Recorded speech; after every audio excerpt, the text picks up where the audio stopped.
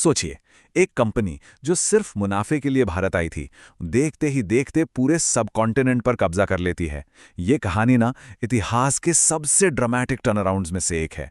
आज हम इसी कहानी की परतों को खोलेंगे, समझेंगे कि ये सब हुआ कैसे और फिर इस शासन के खिलाफ विद्रोह की वो पहली चिंगारी कैसे भड़की। तो सवाल यही उठता है ना, कि आखिर कैसे कैसे एक अकेली कंपनी एक पूरे सबकॉन्टिनेंट की रूलर बन बैठी। चलिए इसी सवाल का जवाब ढूंढते हैं। और देखिए, कहानी का सबसे दिलचस्प मोड़ यही है।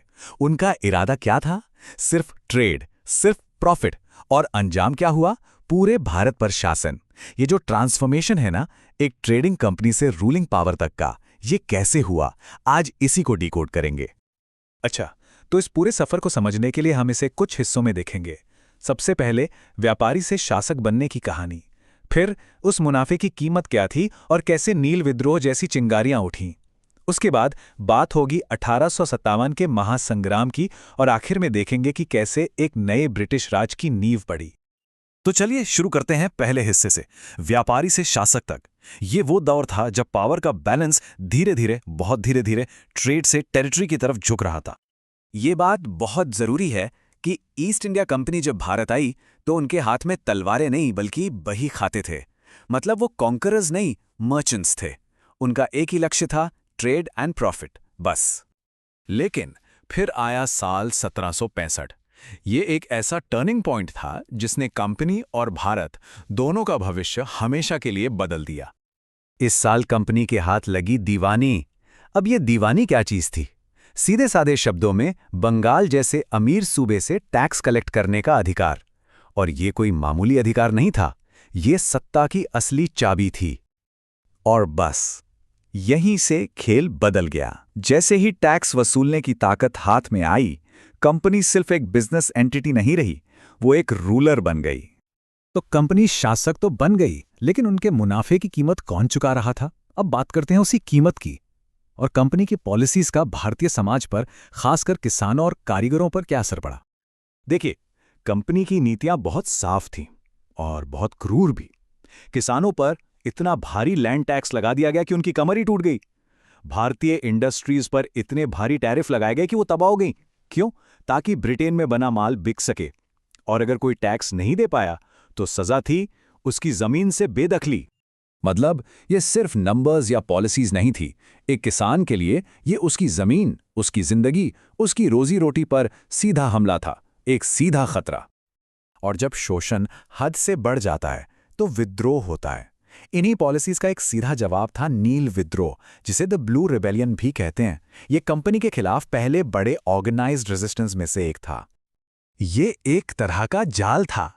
पहले किसानों को नील उगाने के लिए मजबूर किया जाता, फिर उन्हें फसल की इतनी कम कीमत मिलती कि वो कर्ज में डूब जाते, और आखिर में नतीजा, उन्हें अपनी जमीन से भी हाथ धोना पड़ता था।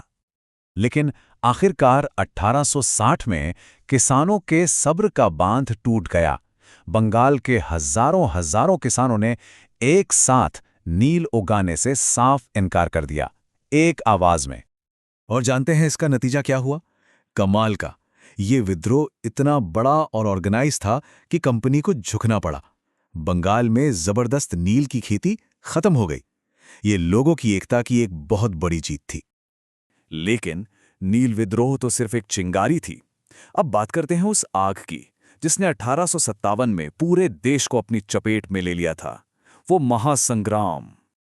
ये किसी एक जगह का या किसी एक ग्रुप का विद्रोह नहीं था। इसमें सिपाही थे, किसान थे, आम जनता थी, सबके सब शामिल थे। मतलब सालों से जो गुस्सा सुलग रहा था वो अब एक साथ ज्वालामुखी बनकर फट पड़ा था।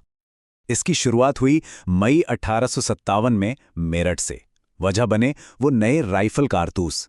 वहां से जो आग भड़की वो सीधे दिल्ली पहुंची, जहां बहादुर शाह जफर को हिंदुस्तान का बादशाह घोषित कर दिया गया।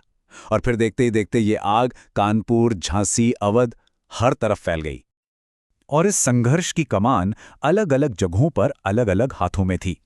झांसी में रानी लक्ष्मीबाई थीं, तो कानपुर में नाना साहेब, अवध में बेगम हजरत महल थीं, और दिल्ली में बहादुर शाह जफर। इन्हीं सब ने मिलकर इसे एक नेशनल स्ट्रगल बना दिया। यहां एक बहुत दिलचस्प बात देखने को मिलती है। ब्रिटिश इसे क्या कहते हैं?